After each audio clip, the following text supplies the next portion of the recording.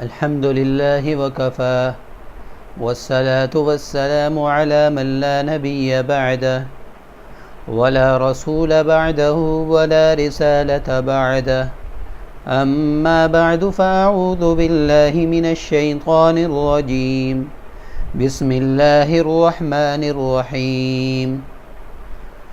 معزز سامعین اکرام، السلام علیکم ورحمۃ اللہ وبرکاتہ.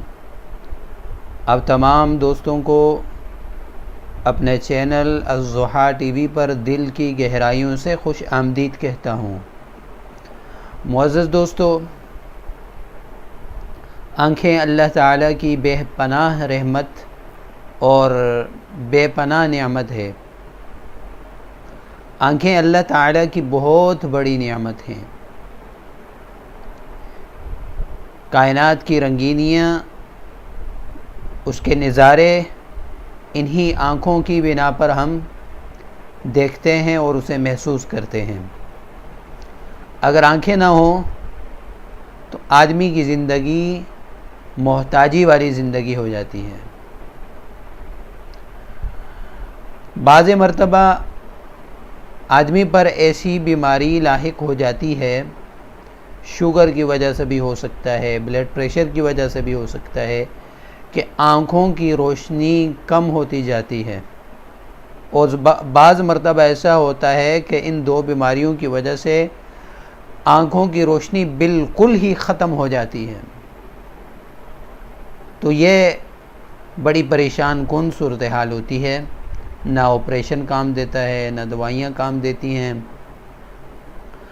آج آپ حضرات کے سامنے میں آنکھوں کے ایک نہایت ہی زبردست قسم کے وظیفے کے متعلق آپ سے مخاطب ہوں. قرآن مجید کی آیت ہے، پارہ نمبر 26، سورہ قاف، آیت نمبر 22. فَكَشَفْنَا عَنْكَ غِطَاءَكَ فَبَصَرُكَ الْيَوْمَ حَدِيدٌ. جو شخص ہر نماز کے بعد اس آیت کو 3 مرتبہ پڑھ کر اپنی انگلیوں پہ پھونک کر آنکھوں پر ملے گا، اللہ تبارک و تعالی اگر جس کی روشنی کم ہے تو اس کی روشنی ٹھیک ہو جائے گی، اور اگر جس کی روشنی بالکل ہی ختم ہو چکی ہے تو اس وظیفے کی برکت سے میرے اللہ نے چاہا تو آنکھوں کی روشنی بالکل ٹھیک ہو جائے گی، درست ہو جائے گی، اور انشاءاللہ ہر چیز وہ صحیح طریقے سے دیکھ سکے گا. تو نہایت مجرب عمل ہے اور بہت ہی زبردست قسم کا عمل ہے. اس عمل کو ان لوگوں کے ساتھ ضرور شیئر کریں جن کو اس بیماری نے پکڑا ہوا ہے، یا جن کی نظر کمزور ہوتی جا رہی ہے، یا جن کی نظر کمزور ہو چکی ہے. وہ ضرور اس عمل کو اپنائیں اور اللہ تعالیٰ سے دعا بھی کرتے رہیں.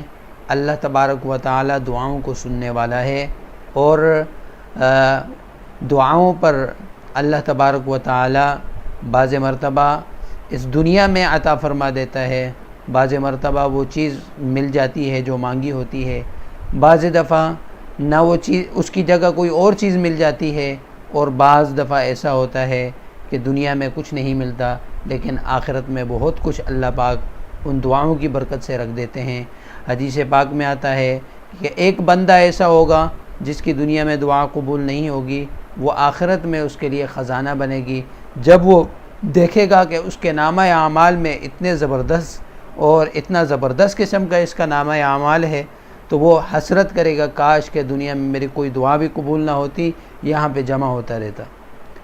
تو دعاؤں کا بھی ساتھ ہمیں اہتمام کرنا چاہیے، قبول ہو یا نہ ہو، آخرت کے لحاظ سے بھی یہ ہمارا فائدہ ہے. اللہ تعالی ہمیں ان تمام باتوں پہ عمل کی توفیق عطا فرمائے. وآخر دعوانا ان الحمد للہ رب العالمین. السلام علیکم ورحمۃ اللہ.